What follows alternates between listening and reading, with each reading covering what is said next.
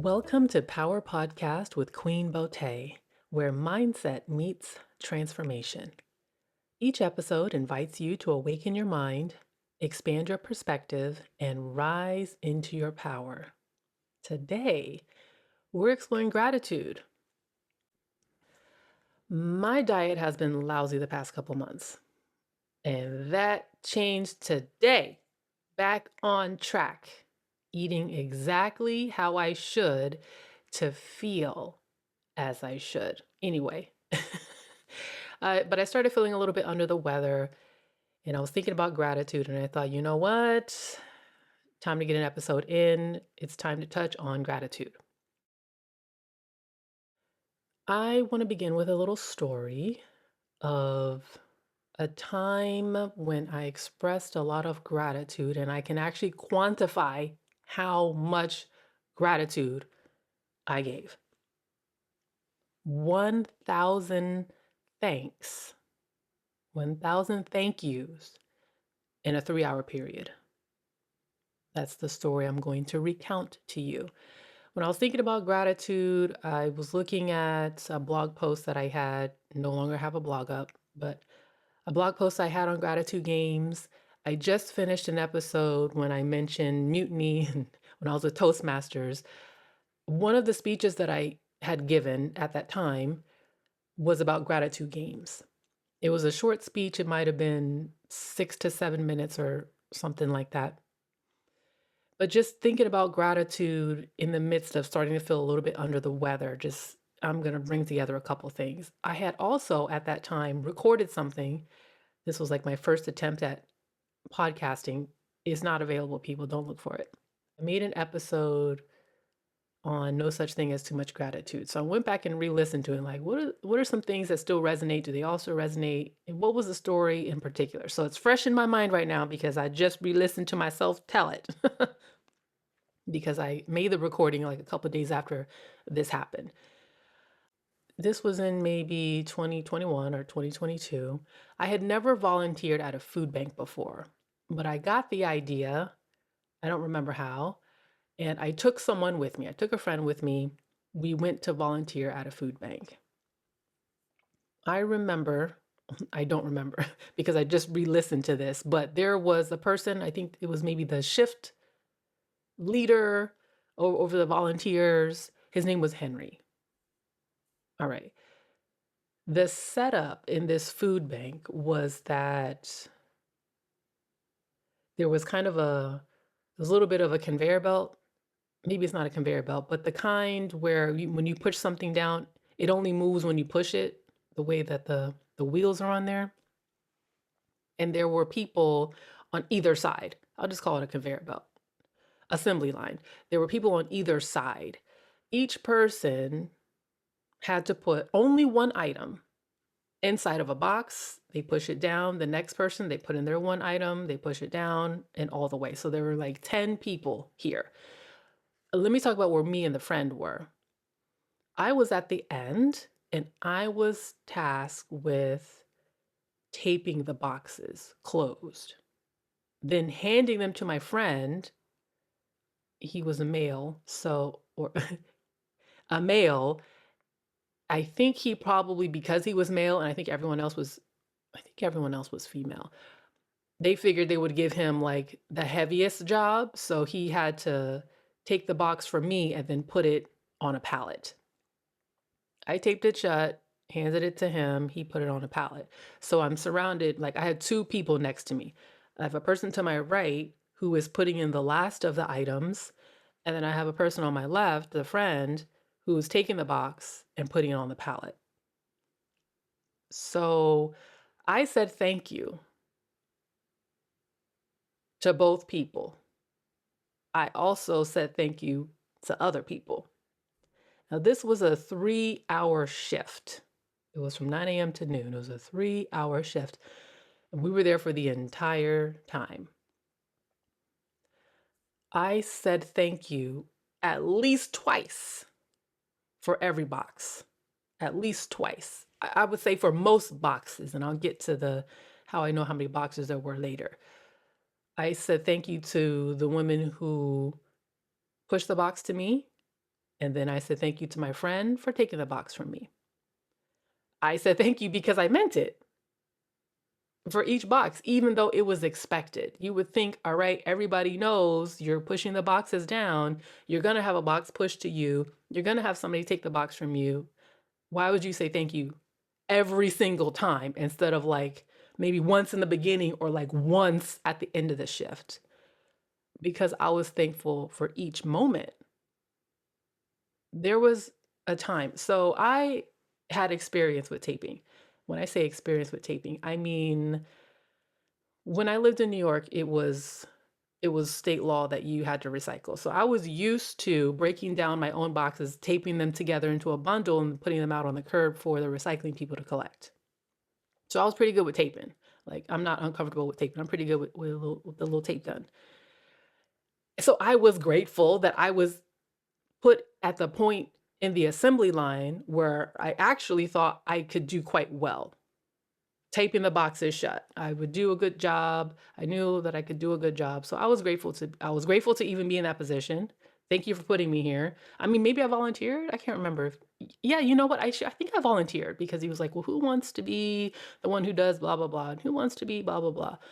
And my friend didn't really get a choice because the guy was like, "Okay, and you're going to be on the end putting the boxes on the pallet." Probably because he was a man.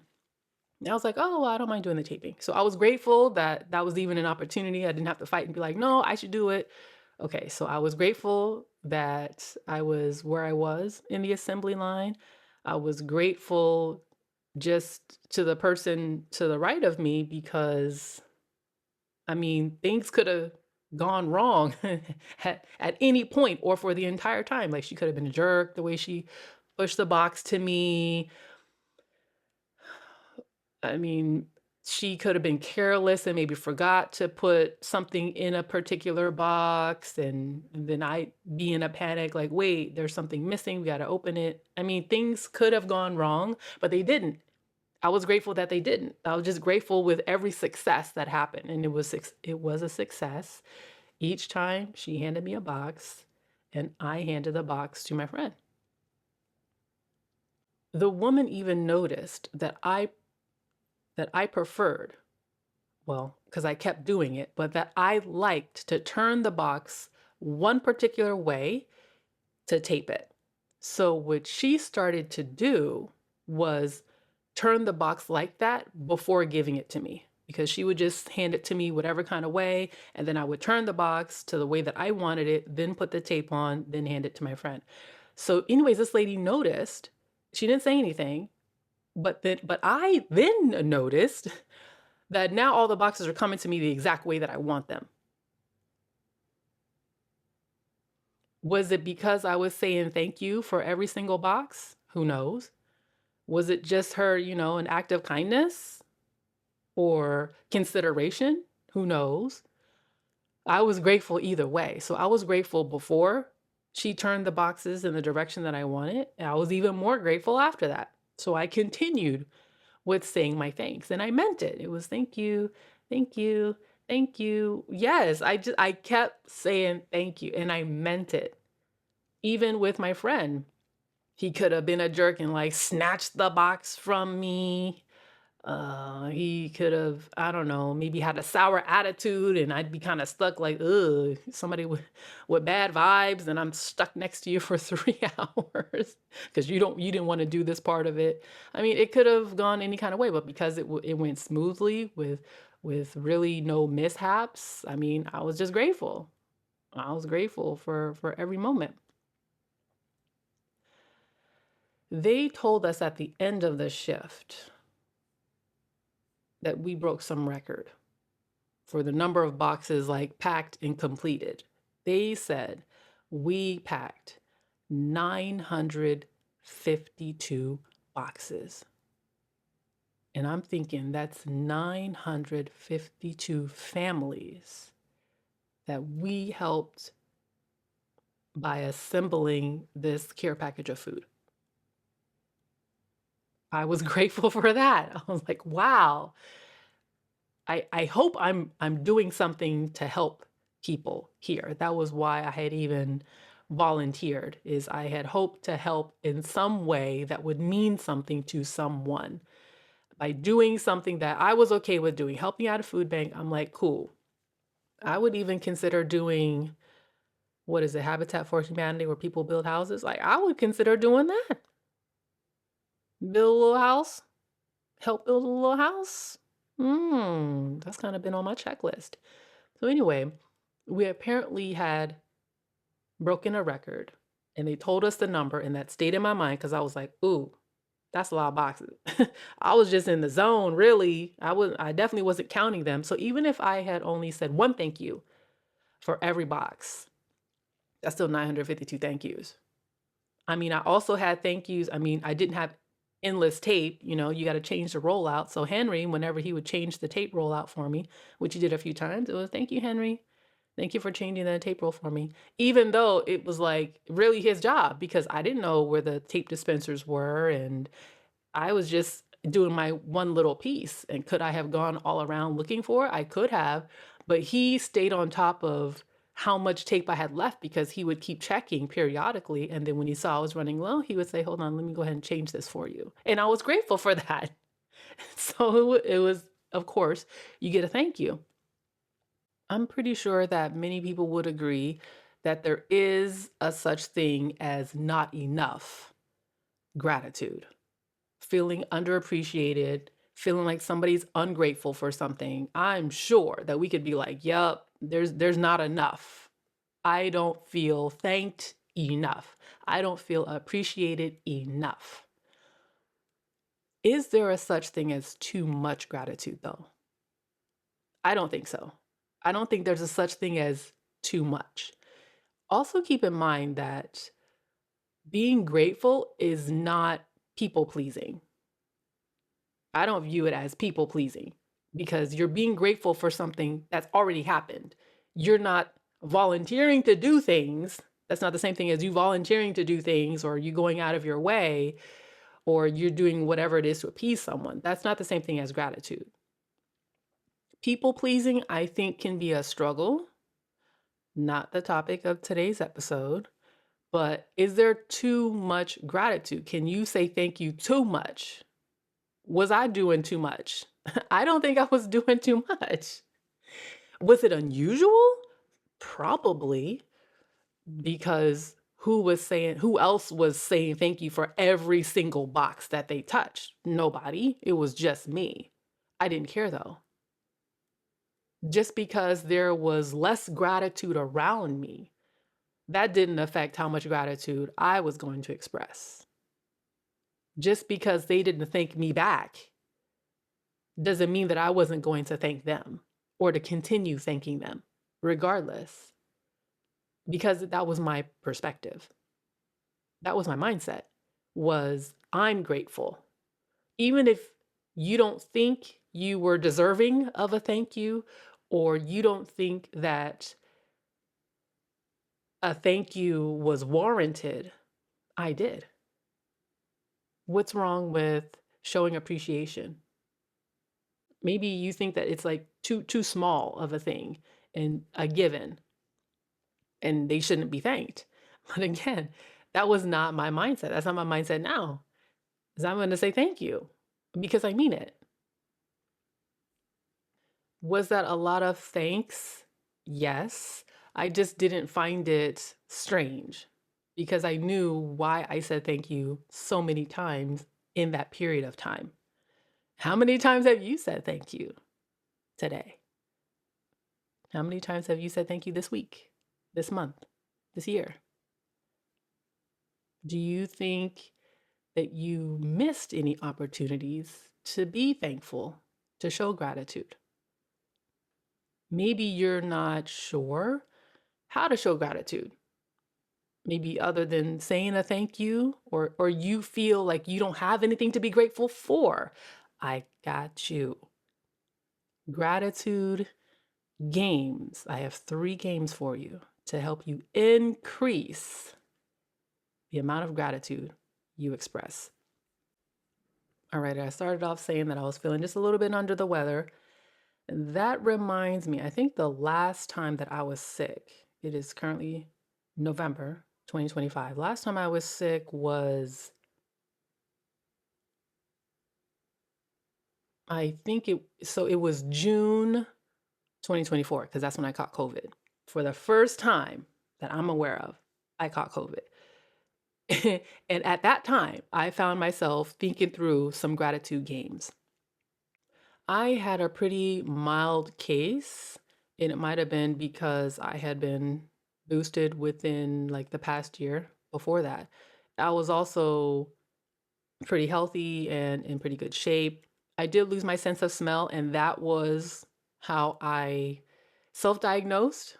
I didn't go in and get tested. It was just like, wow. And I'm telling you, that was so bizarre, not having a sense of smell. I didn't realize how much I leaned on smell for with my intuition, just getting by. I did not realize it. So I felt handicapped.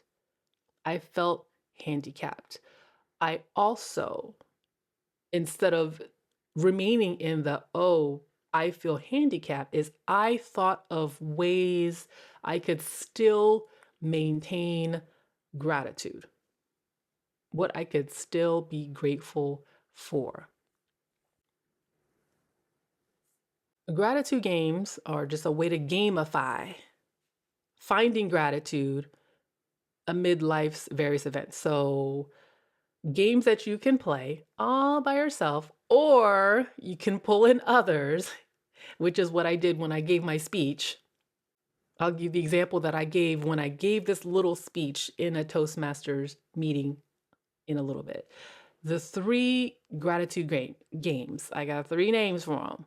Number one is called Be Very Specific. Number two is called Random Acts of Kindness. Number three is called What's Worse Than This?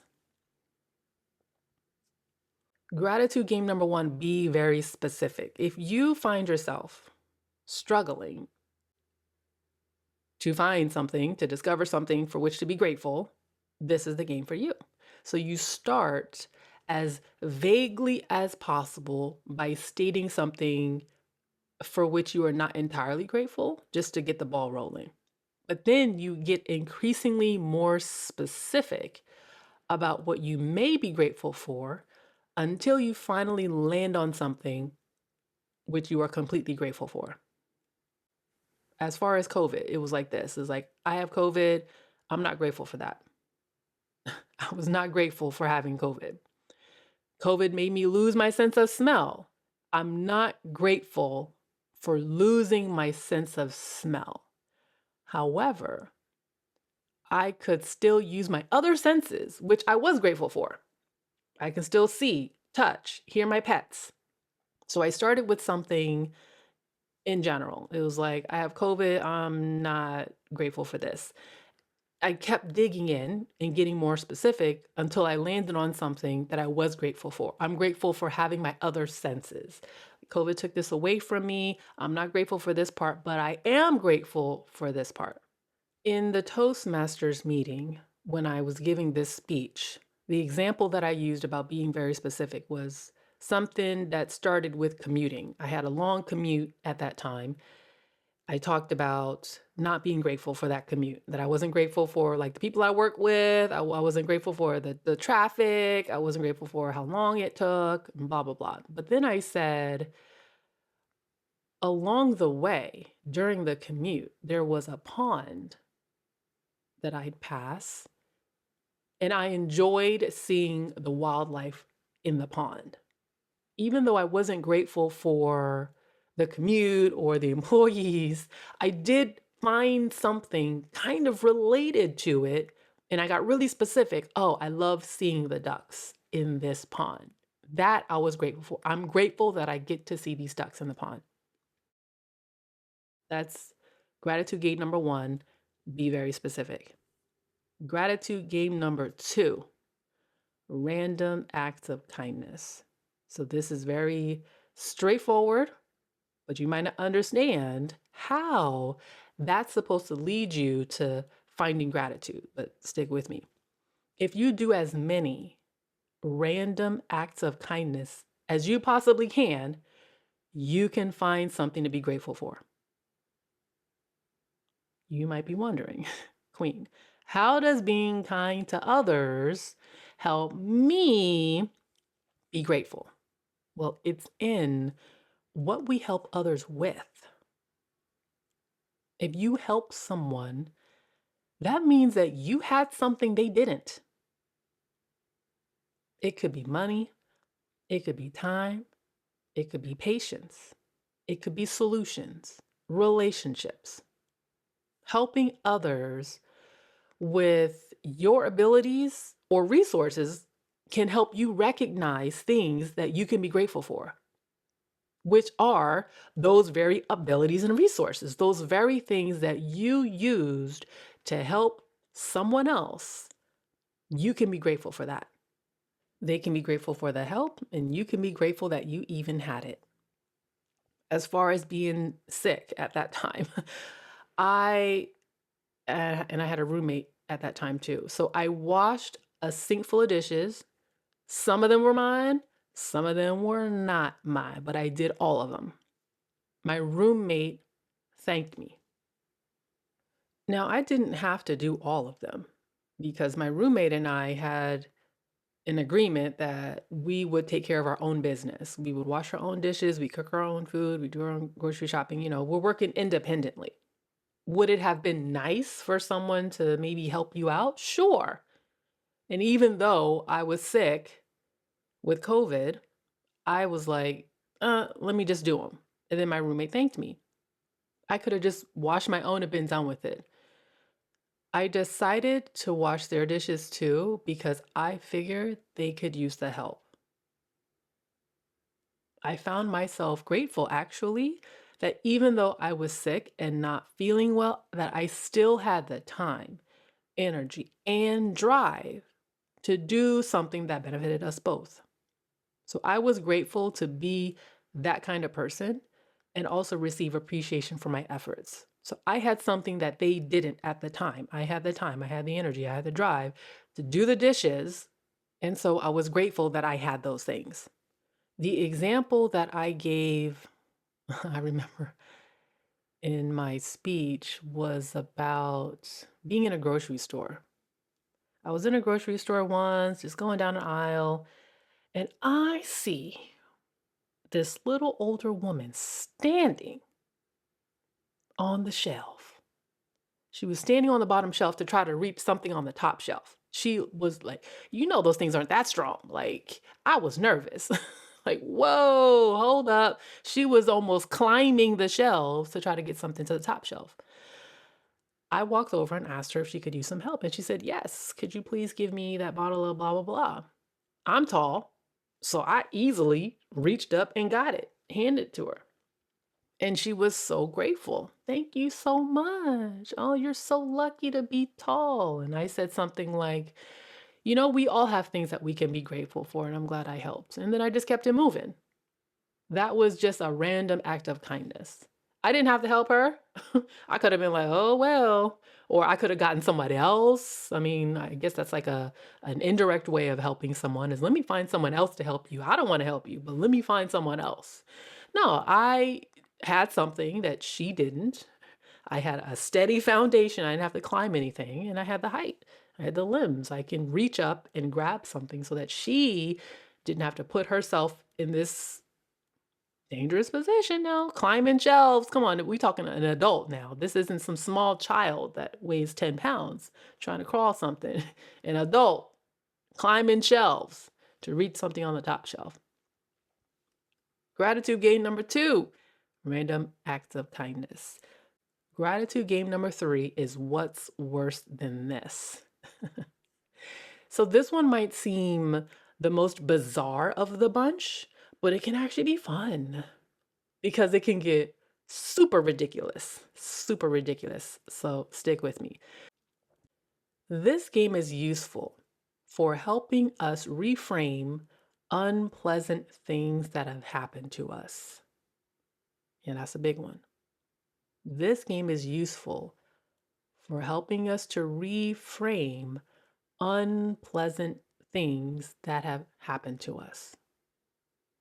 This is how it goes. There's three parts. Think of something unpleasant that happened to you. Now think of anything that would have been worse than that. The more tragic, the better. The third thing is to be grateful that none of those scenarios happened to you. So with the COVID, it was, I got COVID, lost my sense of smell. What's worse than that? Well, I could have lost my eyesight. I think that would have been worse than losing my sense of smell, is being blind. Well, what's worse than that? I could have lost both my eyesight and hearing, been paralyzed, couldn't breathe on my own, and been hit by and trapped under a truck that jumped the curb and rammed into my first floor hospital room. That's crazy, right?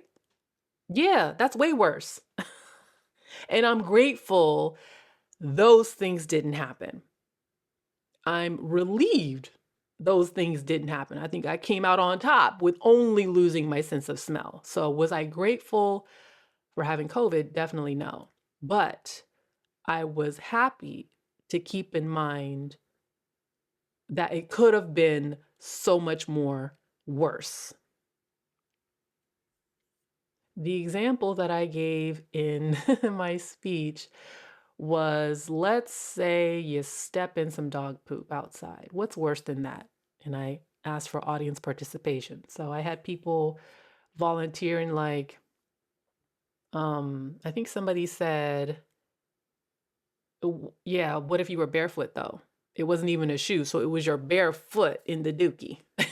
And so we got a good chuckle out of that. And I think someone else said something like, well, what if you also got attacked by that same dog right after? Yeah, that's pretty bad. It's like you stepped in the poo-poo and then the dog came for you. Woo, that's pretty bad.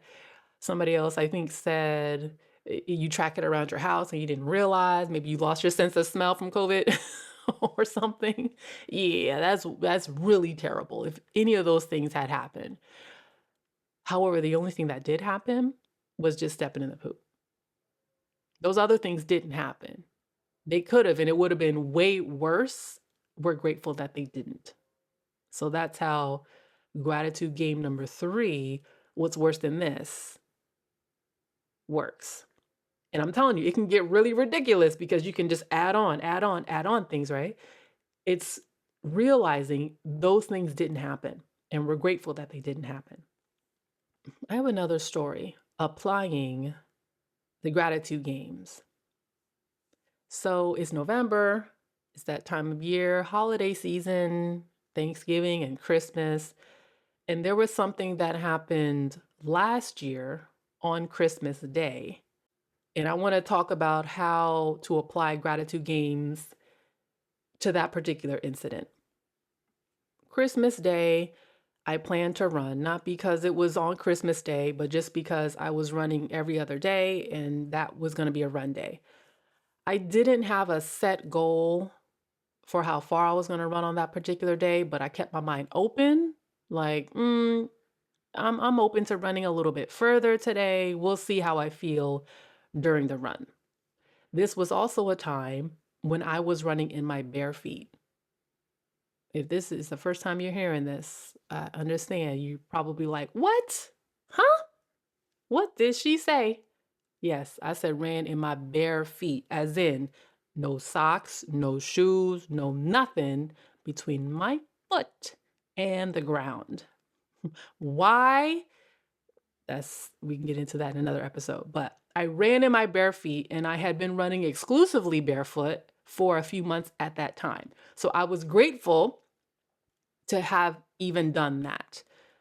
But okay, so I ran in my bare feet that day. I looked back on my Strava too. I also hit a new PR, personal record, for the 10K, which is about 6.1 miles. And I wasn't even trying. I was just out there like whatever. It was also the furthest that I had ever run in my life at that point. I had never run further than that. There was something that happened on the run. And this is where the gratitude games are going to have to come in. So I was already grateful, like, yay, I got another run in. Yay, I happened to hit a PR and I wasn't even trying. And then Yay. It was the furthest that I've ever run in my life, actually. Woo! Those are some basic things to be grateful for. I was stopped by a police officer on this run. Stopped by the cop. Okay, it was daytime, around 7:30 a.m. Christmas Day, 7:30 a.m. I'm out there running in my usual running outfit. If it's daytime or nighttime, I had on a reflective vest, since upgraded to a light vest. Okay, a reflective vest, a hoodie, yoga pants, and additional layers depending on the weather. So I'm like I stand out. The reflective vest was like pink and yellow, bright high vis, right? I was running against traffic so that I could easily see them. I wanted to easily see oncoming cars because I was running in the street. However, hold on. I wasn't running in the street like in the middle. I was running just on the inside of the solid line. And I was doing that because it was smoother than running along the shoulder. So I wasn't all the way in where like a tire would be. It was like just barely either running directly on the line or just a little bit on the inside because that was smoother.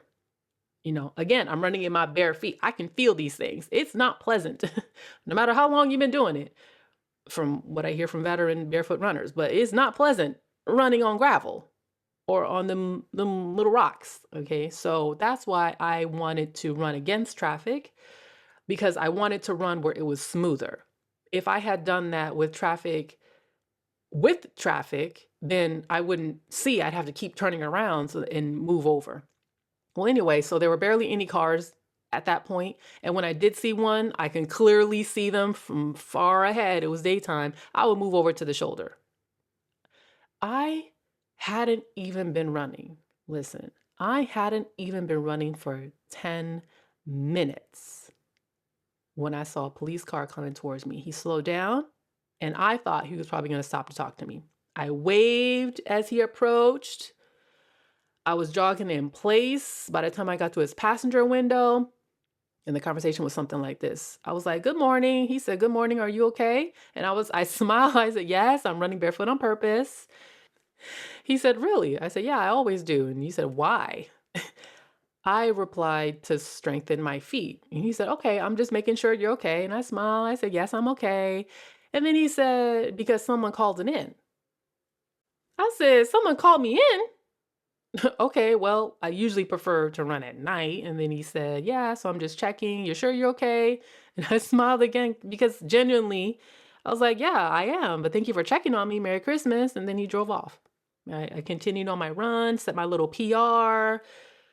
Okay, so let's go through this with what I'll term as the proper lensing and contrast that with mislensing on this experience. So someone called the cops about me, and they called them quick. So that was made clear because that's what the cop said. I mean, whether it was true or not, let's say someone really did call it in. Well, why would somebody call the cops on me? Mislensing would look like because I look suspicious, or like I was engaging in suspicious behavior or activity. Perhaps I was behaving recklessly and endangering myself and others. If I say those things, then these make it sound like the caller was against me or out to get me. Like, "Ooh, you bad. I'm calling cops."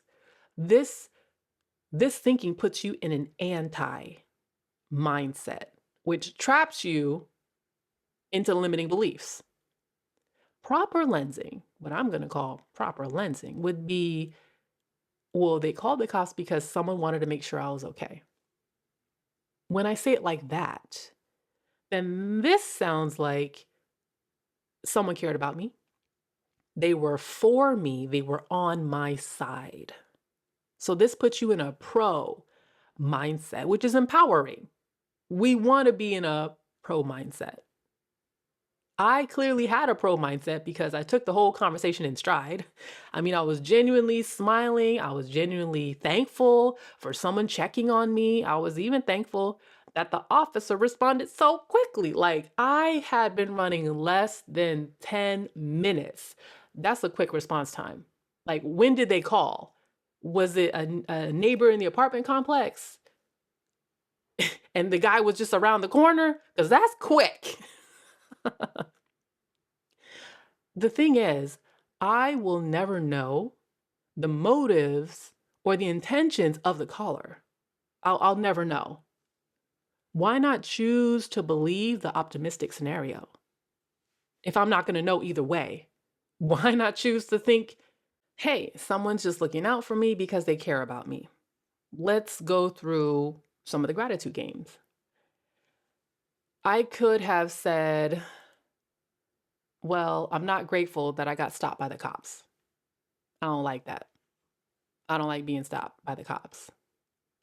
Well, let me keep going with that. So I got stopped by the cops. Was I grateful for the officer's demeanor? Actually, yes, because it could have gone left. It could have been a sour experience, but it wasn't. So I was grateful for how things did go because it could have gone a lot worse. I don't need to go into detail on how much worse it could have gotten, but that's the what's worse than this scenario. It could have gone a lot worse, but it didn't, and I'm grateful for that. I'm grateful for how things did go. As far as being specific, I could say I didn't like that I got stopped at all on my run. I don't like having to stop at all. You're messing up my time. How I still get a PR even with the stop? Y'all, that's crazy. I got a PR even with the stop. Anyway, so I could say that even though I didn't like being stopped on the run, I am grateful that I got that PR. I did get a PR. So who knows? Maybe it was because of the stop that I started hauling peach. And that got me a PR in the 10K. Who knows? Maybe I'll leave it as an exercise for you, dear listener, to come up with how you could reframe this using the other gratitude games. So look for opportunities for being more grateful. Look for opportunities and maybe try out one, two, or all three of my gratitude games to increase your gratitude game. I will end the episode here and leave you with this insight. There is no such thing as too much gratitude. Thank you for listening to Power Podcast with Queen Beauté, because transformation begins the moment your mind awakens to its power.